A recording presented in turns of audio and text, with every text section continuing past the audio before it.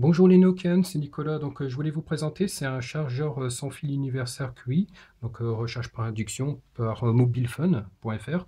Il est disponible chez eux au prix de 46,99 €. Donc le plateau en lui-même, c'est du plastique blanc, design assez épuré. On a une longueur de 155 mm, une largeur de 110 mm pour une épaisseur de 20 mm.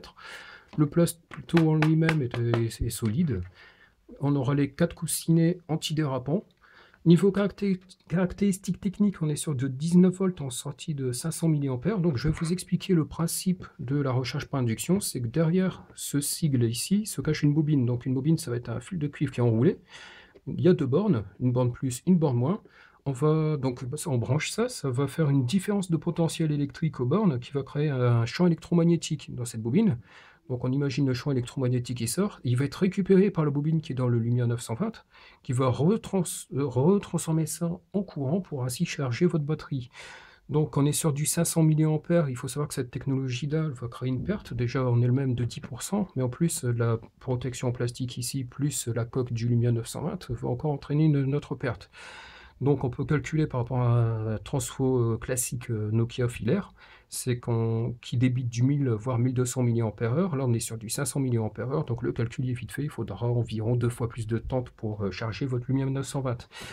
Donc ce qui est intéressant, c'est qu'ici on va avoir la diode qui va indiquer qu'une fois que votre téléphone est posé dessus, que le téléphone est en charge. Une fois que le téléphone aura fini de charger, la diode s'éteint, et qui veut normalement dire que la charge par induction, le plateau en lui-même est éteint.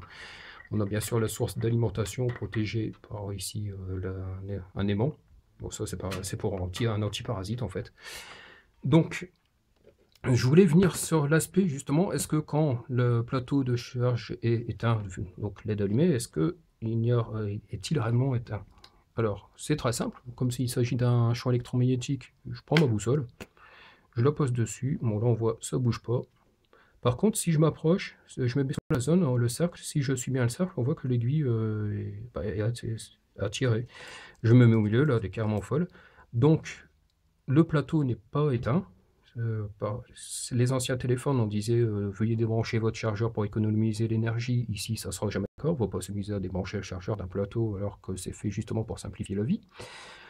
Mais bon, il n'y a aucun danger au niveau de la santé. Vous pouvez poser ça sur votre table de nuit. Si je mets ma boussole à côté, le champ électromagnétique n'existe pas. Il existe vraiment une fois qu'on est au-dessus de la source.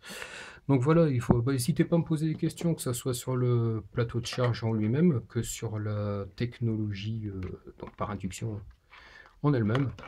Ce que j'ai peut-être oublié de dire, c'est que le cordon du transformateur mesure 1,50 m, donc c'est tout à fait suffisant. Voilà, je vous souhaite une bonne journée, puis merci d'avoir lu le test. Au revoir.